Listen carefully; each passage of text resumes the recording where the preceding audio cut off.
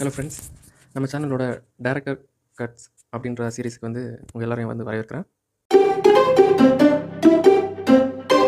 ரீசெண்டாக ஒரு இன்டர்வியூவில் ராஜீவ் மேனன் சார் வந்து பேசியிருந்தார். அதில் அவர் என்ன சொல்லியிருந்தாருன்னா, ஒரு படத்தை பண்ணும்போது அந்த ஃபீல்டில் செட் பண்ணுற லைட்டிங் வந்து எவ்வளோ முக்கியம் அப்படின்றத வந்து பேசியிருந்தார். ஏன்னா ஆடியன்ஸை அந்த லைட்டிங்கோட அமைப்பு மூலமாக தான் அந்த ஃபீலை வந்து அந்த ஹீரோ கதாபாத்திரம் வந்து என்ன ஃபீலை கொடுக்குதோ அதை அப்படியே வந்து கடத்த முடியும். அதற்கு எடுத்துக்காட்டாக நம்ம வந்து வாரணமாயிரம் அப்படின்ற படத்தை வந்து பார்க்கலாம்.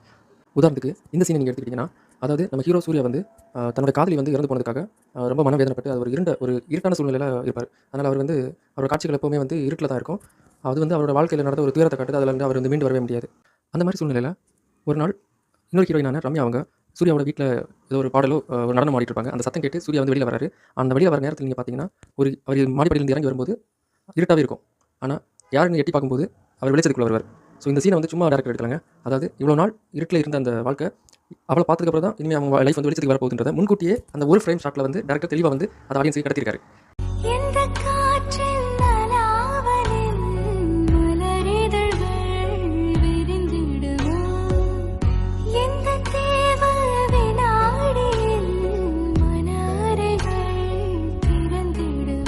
இந்த மாதிரி நீங்கள் வேறு ஏதாச்சும் மூவியில் இருக்கிற சீன்ஸ் வந்து டீகோட் பண்ண ஆசைப்பட்டீங்க அப்படின்னா கண்டிப்பாக கமெண்ட் பாக்ஸில் வந்து அதை வந்து பதிவிடுங்க.